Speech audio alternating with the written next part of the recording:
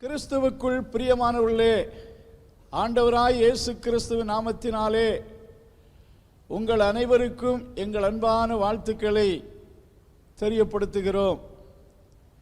இந்த மாலை நேரத்திலும் கர்த்தருடைய சத்தம் என்ற தொலைக்காட்சி நிகழ்ச்சிக்கு உங்களை அன்போடு வரவேற்று கர்த்தருடைய வார்த்தையை உங்களுக்கு பிரசங்கித்து உங்கள் ஆசீர்வாதத்துக்காக ஜெபிக்க விரும்புகிறேன். இந்த நாளிலும் ஒரு வார்த்தையை உங்கள் நடுவில் பிரசங்கித்து உங்களுக்காக ஜெபிக்க விரும்புகிறேன். ஏசாயா தீர்க்கதரிசன புஸ்தகம் 45 அதிகாரம் 22 வசனத்தில், பூமியின் எல்லை எங்கும் உள்ளவர்களே, என்னை நோக்கி பாருங்கள், அப்பொழுது ரட்சிக்கப்படுவீர்கள். நானே தேவன், வேறொருவரும் இல்லை. பூமியின் எல்லை எந்த பகுதி வரைக்கும் இருக்கிறதோ அந்த பகுதியில் வாழ்கின்ற அனைத்து மக்களே, உலகத்தில் வாழ்கின்ற எல்லா ஜனங்களே என்ற கருத்தை இந்த வார்த்தை உள்ளடக்கியிருக்கிறது. இன்றைக்கு உலகத்தில் வாழ்ந்து கொண்டிருக்கின்ற அத்தனை மக்களுக்கும் தேவன் இந்த வார்த்தையின் மூலமாக தன்னுடைய அழைப்பை கொடுக்கிறார்.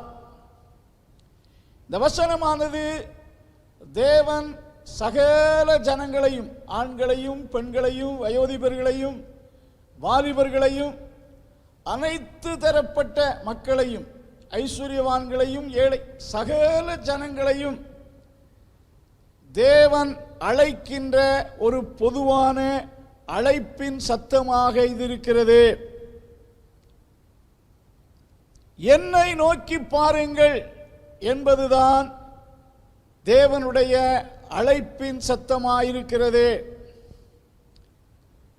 தேவனுடைய வார்த்தையும் தேவனுடைய கட்டளையும் தேவனுடைய அழைப்பும் முற்காலத்திலிருந்து இக்காலம் வரைக்கும் தேவன் தம்முடைய தீர்க்கதரிசிகள் மூலமாக, தம்முடைய ஊழியர்கள் மூலமாகத்தான் ஜனங்களுக்கு தெரியப்படுத்தி வருகிறார். பழைய ஏற்பாட்டிலே பல தீர்க்கர்கள் இருந்தார்கள். அவர்கள் மூலமாக கர்த்தருடைய வார்த்தை சகல ஜனங்களுக்கும் தேசத்தாருக்கும் அறிவிக்கப்பட்டது. அதுபோலதான் இன்றைக்கும் தேவனுடைய அழைப்பானது தேவனிடத்திலிருந்து வந்தாலும் தேவனுடைய அழைப்பை நமக்கு கொண்டு வருகிறவர்கள் தேவ மனிதர்களாக இருக்கிறார்கள். இந்த வசனத்திலே ஏசாயா தீர்க்கதரிசியின் மூலமாக எல்லா ஜனங்களுக்கும், யூதர்கள் யூதர் அல்லாதவர்கள் எல்லா சகல ஜனங்களுக்கும் இந்த அழைப்பை தேவன் கொடுக்கிறார். தேவன் கொடுக்கிற அழைப்பு என்ன? என்னை நோக்கி பாருங்கள், சகல ஜனங்களே என்னை நோக்கி பாருங்கள், என்னை நோக்கி பாருங்கள், அப்பொழுது ரட்சிக்கப்படுவீர்கள், நானே தேவன் என்று கூறுகிறார். யார் யார் தேவனுடைய அழைப்பை ஏற்றுக்கொள்ளுகிறார்களோ அவர்கள் தேவனுடைய ஆசீர்வாதத்தை பெறுகிறார்கள். தேவனுடைய அழைப்பை யார் நிராகரிக்கிறார்களோ அவர்கள் தேவனிடத்திலிருந்து வருகிற ஆசீர்வாதங்களை இழந்து போகிறார்கள். இங்கே கர்த்தர் என்ன சொல்லுகிறார்? என்னை நோக்கி பாருங்கள். நாம் கர்த்தரை விசுவாசத்தோடு அண்டிக் கொள்ளும் போது, அவரை நோக்கும் போது, அவர் நம்மை ரட்சிக்கிற தேவனாயிருக்கிறார். தேவனை குறித்து அவர் மீட்பர் என்றும் இரட்சகர் என்றும் வேதத்தில் வாசிக்கிறோம். கர்த்தராய் இயேசு கிறிஸ்துவை குறித்து உலக இரட்சகர்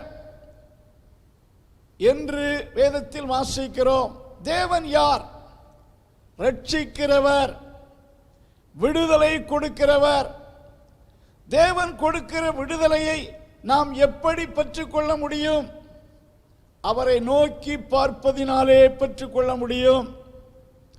சில மக்கள் தேவனுடைய ஈவுகளை பெற்றுக்கொள்வதற்காக காணிக்கைகளை செலுத்துவதினாலோ வேறு நாம எந்த காரியத்தை செய்வதினாலோ அல்ல. இந்த குறிப்பிட்ட வசனத்திலே என்னை நோக்கி பாருங்கள், கர்த்தரை நோக்கி பார்த்த அனைவரும் காக்கப்பட்டார்கள், ரட்சிக்கப்பட்டார்கள், ஆசீர்வதிக்கப்பட்டார்கள். என்னாகம புஸ்தகம் 21ஆம் அதிகாரத்திலே ஜனங்கள் தேவனுக்கு விரோதமான பாவங்களை செய்து விக்கிரக ஆராதனைகளை செய்து தேவனை எரிச்சல் மூட்டின காலகட்டத்தில் அவர்கள் நடுவிலே ஒரு வாதை தோன்றினது. கொள்ளிவாய் சர்ப்பம் என்ற ஒரு கொடிய விஷப்பாம்பு மக்களை, அதிகமான மக்கள் அந்த பாய்சனால ரொம்ப வேதனைப்பட்டார்கள். அப்பொழுது ஜனங்கள் மோசேயினிடத்தில் வந்து, தேவன் ஏதாவது எங்களுக்கு உதவி செய்யும்படி கேட்க வேண்டும் என்று மக்கள் கூட்டமாக மோசேயினிடத்தில் வந்து கேட்டார்கள். அப்பொழுது மோசே தேவனை நோக்கி, தேவரீர் இந்த ஜனங்களை காப்பாற்ற வேண்டும், இந்த மக்களை மீட்க வேண்டும் என்று கெஞ்சின போது ஆண்டவர் அவருக்கு ஒரு ஃபார்முலாவை அல்லது ஒரு வழியை கற்றுக் கொடுத்தார். கொள்ளிவாயின் சர்ப்பத்தில் ஒரு வெண்கல சர்ப்பத்தை உண்டாக்கி அதை ஜனங்கள் பார்க்கத்தக்க நிலையில் ஒரு மரத்தின் மேல் சந்தியில் அதை நிறுவ வேண்டும். யார் யார் சர்ப்பத்தினால் கடிபட்டவர்களாய் சாவுக்கேதுவான நிலையிலும் வேதனையிலும் இருக்கக்கூடிய மக்கள் ஓடோடி வந்து இந்த சர்ப்பத்தை நோக்கி பார்த்தால் அவர்கள் விடுவிக்கப்படுவார்கள் என்ற நியமனத்தை ஆண்டவர் கொடுத்தார். இந்த கொள்ளிவாய் சர்ப்பத்தினால் கடிபட்டவர்கள் வேறு எந்த சிகிச்சைக்கும் போய் சுகம் பெற்றுக் கொள்ள முடியாது. அது ஒரு தேவனுடைய நியாய தீர்ப்பு. அதுக்கு மருத்துவம் கிடையாது. ஒன்று சாவு அல்லது நோக்கி பார்த்து பிழைக்க வேண்டும். இந்த ரெண்டு ஆப்ஷன் தான் அவர்களுக்கு முன்பாக இருந்தது. மோசேக்கு ஆண்டவர் இந்த நியதியை கற்றுக் கொடுத்தார். சாகினாலே ஜனங்கள் பார்க்கத்தக்க இடத்தில் அந்த கொள்ளிவாய் சர்ப்பம் உயர்த்தி நிறுவப்பட்டது. யார் யார் கொள்ளிவாய் சர்ப்பங்களினாலே கடிபட்டார்களோ ஓடோடி வந்து இதை நோக்கி பார்த்த அத்தனை பேருடைய வேதனை நீங்கினது. மரணத்திலிருந்து விடுவிக்கப்பட்டார்கள். அவர்கள் காக்கப்பட்டார்கள், ரட்சிக்கப்பட்டார்கள். கொள்ளிவாய் சர்ப்பம் அவர்களை விடுவிக்கவில்லை, வெண்கல சர்ப்பம் அவர்களை விடுவிக்கவில்லை. தேவனுடைய வார்த்தையை விசுவாசித்து நோக்கி பார்த்தபடினாலே அவர்கள் விடுவிக்கப்பட்டார்கள். பிந்தின காலகட்டத்திலே இந்த சர்ப்பத்தை மக்கள் வழிபட ஆரம்பித்தார்கள். அநேக ஆண்டுகளாக அது அவர்கள் மத்தியிலே ஆராதிக்கும் பொருளாக மாறிவிட்டது. பிந்தி ராஜாக்கள் காலத்தில் தோன்றின ஒரு ராஜா தான் அந்த விக்கிரகத்தை உடைத்து போட்டான் என்று சொல்லப்பட்டிருக்கிறது.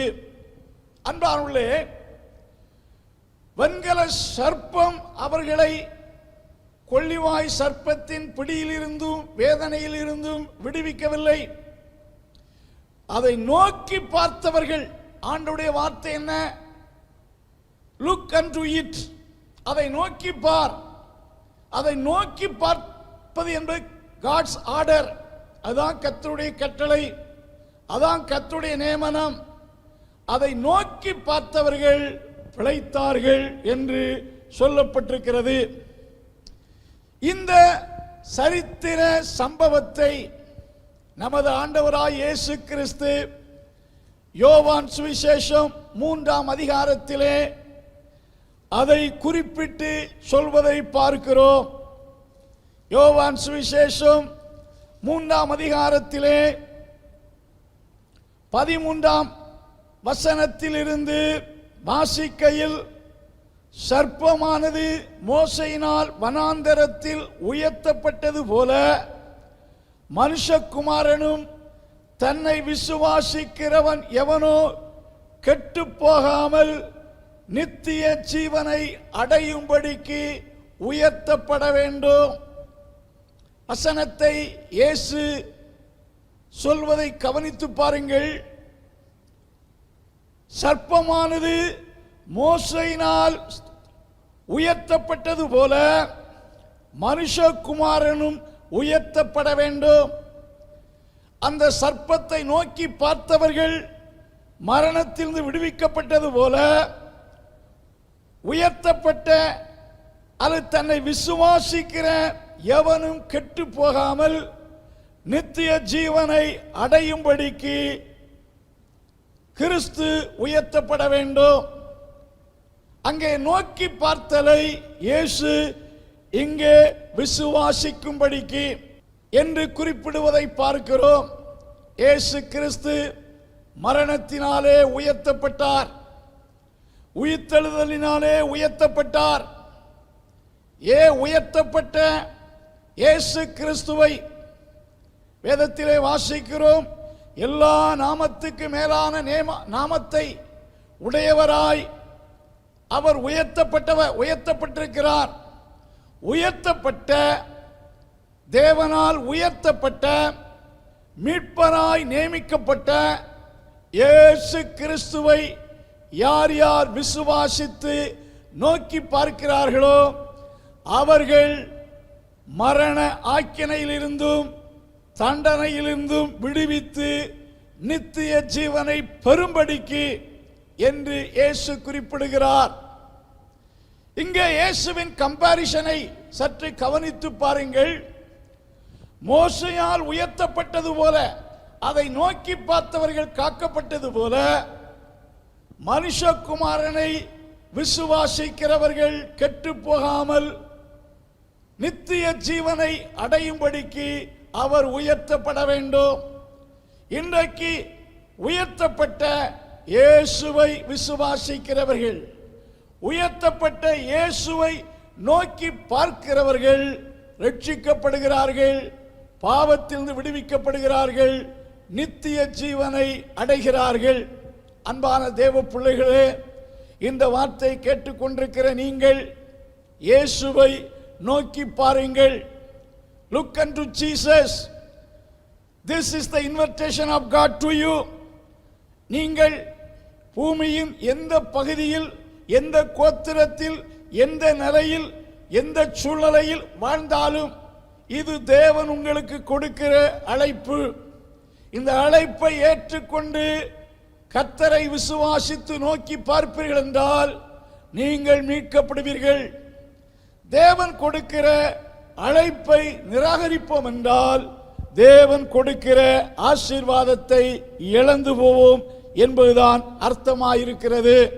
நாம் நம்முடைய சூழ்நிலைகளையும் அல்லது நாம் கடந்து வந்த பின்னணியத்தையும் திரும்பி பார்ப்போம் என்றால் அது நமக்கு வேதனை உண்டாக்கும்.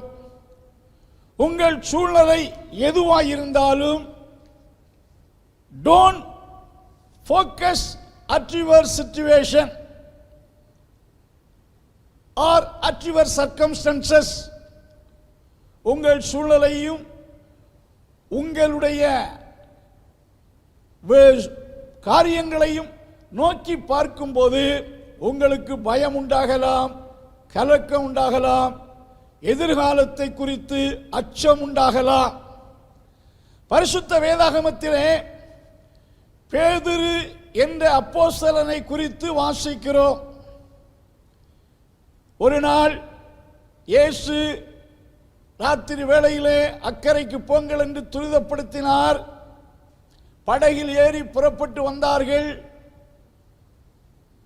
மறுகரையை சேர்வதற்கு முன்பாக சமுத்திரத்திலே பெரிய சூறாவளி வந்தது. இயேசு 4ஆம் ஜாமத்தில் சமுத்திரத்தின் மேல் நடந்து வருவதை கண்டார்கள்.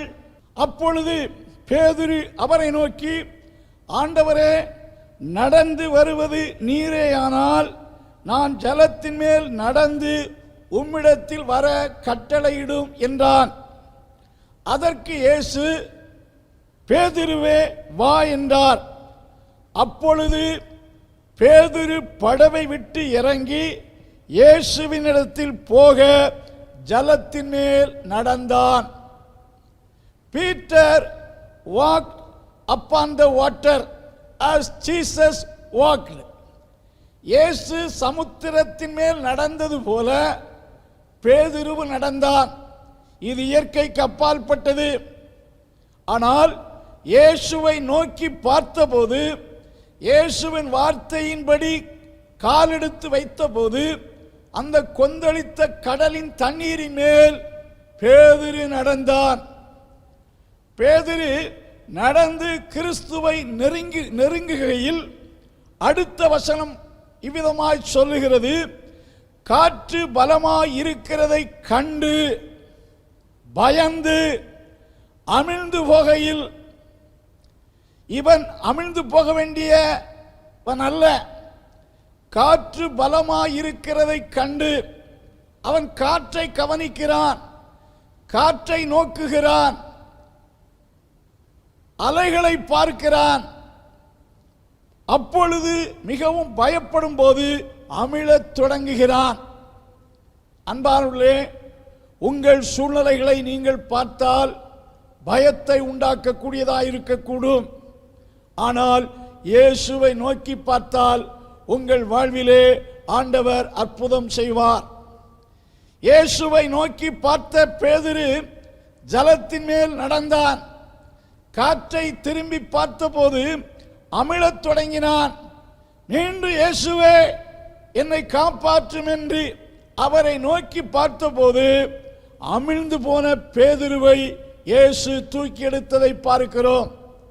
இது வேதாகமத்தில் நடந்த ஒரு சம்பவத்தை, ஒரு அற்புத செயலை இங்கே நாம் பார்க்கிறோம்.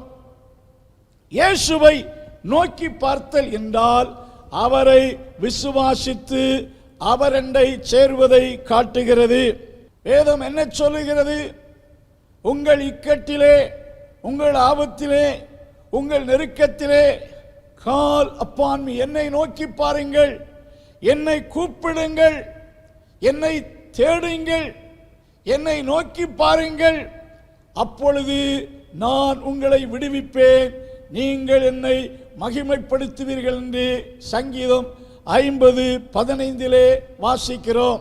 நம்முடைய வாழ்விலே கர்த்தரை விசுவாசித்து அவரை நோக்கி பார்ப்பீர்கள் என்றால் உங்களை ஆண்டவர் தப்புவிப்பார், உங்களை கர்த்தர் விடுவிப்பார் என்று கர்த்தருடைய வார்த்தை சொல்லுகிறது. அன்பானுள்ளே, இயேசு நல்லவர், இயேசு எல்லாருக்கும் இரட்சகர், இயேசு எல்லோரையும் நேசிக்கிறார். இயேசுவை நோக்கி பார்த்தால் உங்கள் வாழ்க்கை பிரகாசமாகும். சங்கீதம் 34:5 சொல்லுது, அவரை நோக்கி பார்த்தவர்கள் பிரகாசம் அடைந்தார்கள், அவர்கள் முகங்கள் வெட்கப்பட்டு போனதில்லை. உங்க வாழ்க்கையிலே இருண்ட சூழ்நிலையில் இருப்பீர்கள் என்றால், இருண்ட சூழ்நிலை நீங்கி உங்கள் வெட்கம் உங்களுக்கு புகழ்ச்சியாய் மாற வேண்டும் என்றால் கர்த்தரை நோக்கி பாருங்கள். அவரை நோக்கி பார்த்தவர்கள் பிரகாசம் அடைந்தார்கள், அவர்கள் வெட்கப்பட்டு போனதில்லை. நம்மை சுற்றிலும் பார்ப்பதும் நம்மை சுற்றிலும் உள்ள சூழ்நிலையை பார்ப்பது பயத்தை உண்டாக்கலாம். நம்மை படைத்தவரை நோக்கி பார்த்ததினாலே நாம் விடுவிக்கப்படுகிறோம். அவரை நோக்கி பாருங்கள். உலகத்தில் உள்ள எல்லா ஜீவன்களும் வேதாகமத்திலே 145 சங்கீதம் 15 சகல ஜீவன்களின் கண்களும் கர்த்தரை நோக்கி பார்க்கிறதாம். ஏற்ற வேளையில் அவைகளுக்கு ஆகாரங்களை கொடுத்து அவைகளை தேவன் திருப்தியாக்குகிறார் என்று வேதத்தில் வாசிக்கிறோம். உலகத்திலே மனிதர்களை காட்டிலும் மிருகங்களும் பறவைகளும் அதிக எண்ணிக்கையில் இருக்கின்றன.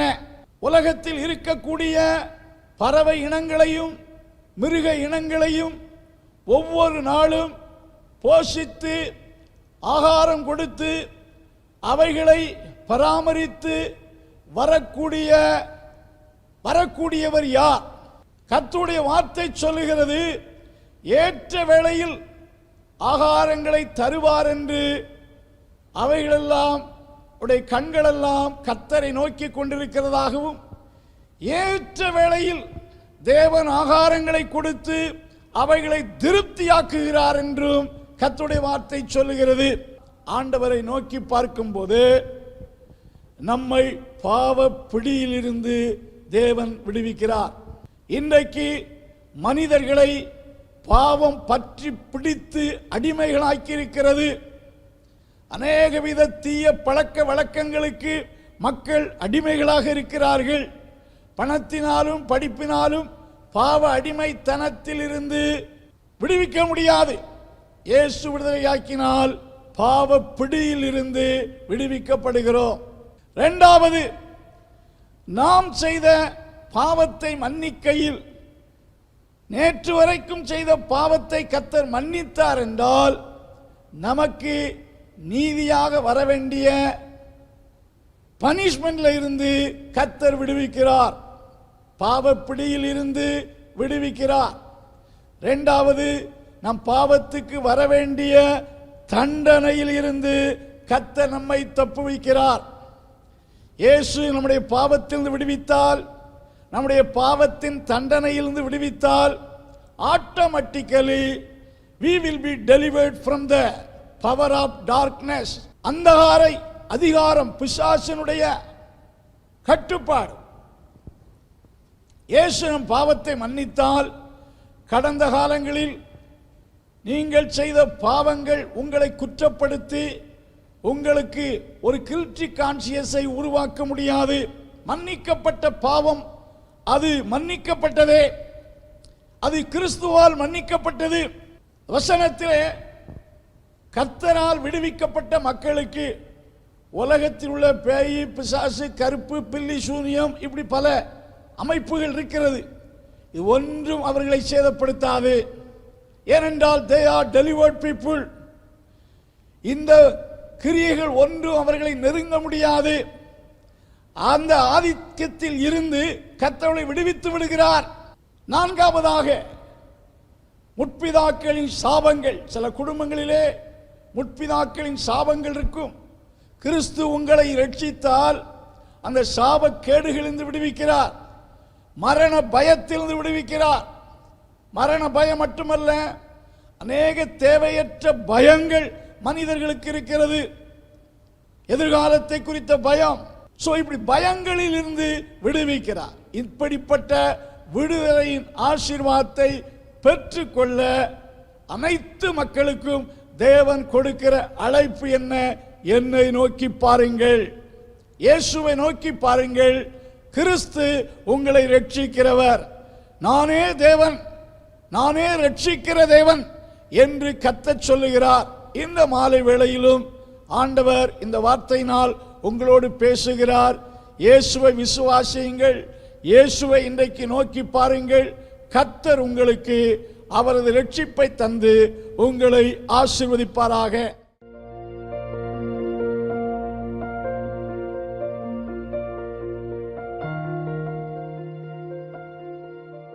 பரிசுத்தமுள்ள நல்ல ஆண்டவரே, இந்த நாளிலும் இந்த வார்த்தை கேட்ட ஒவ்வொருவரையும் ஆசீர்வதியும், ரட்சியும்.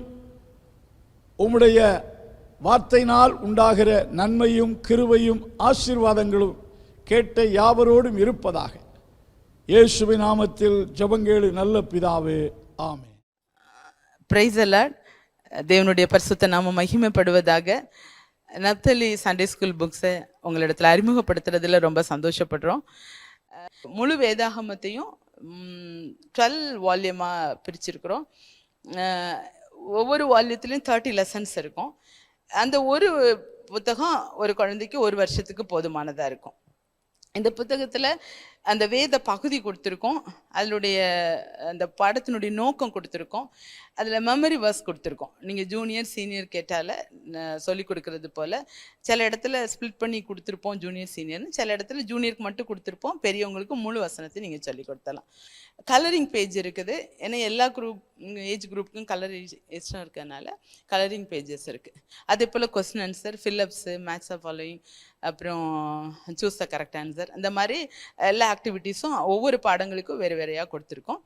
நீங்கள் வந்து 9940937773 9940937773 இந்த நம்பருக்கு நீங்கள் வந்து வாட்ஸ்அப் பண்ணிங்கன்னா, உங்களுக்கு புக்ஸ் வேணும்னு நீங்கள் மெசேஜ் பண்ணிங்கன்னா உங்களுக்கு ஆர்டர் ஃபார்ம் அனுப்பித்தரோம். அந்த ஆர்டர் ஃபார்மில் நீங்கள் அனுப்பும்போது உங்களுக்கு அதை நாங்கள் அனுப்பித்தர ஆயத்தமாக இருக்கிறோம். இந்த புத்தகம் ஆங்கிலத்திலும் நம்மிடத்தில் இருக்கிறது.